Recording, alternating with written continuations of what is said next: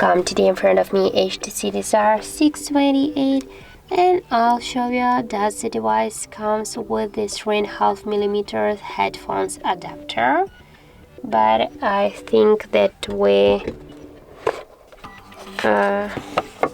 don't need here this adapter, because the device comes with the earbuds with this 3.5mm port, because here the device got the 3.5mm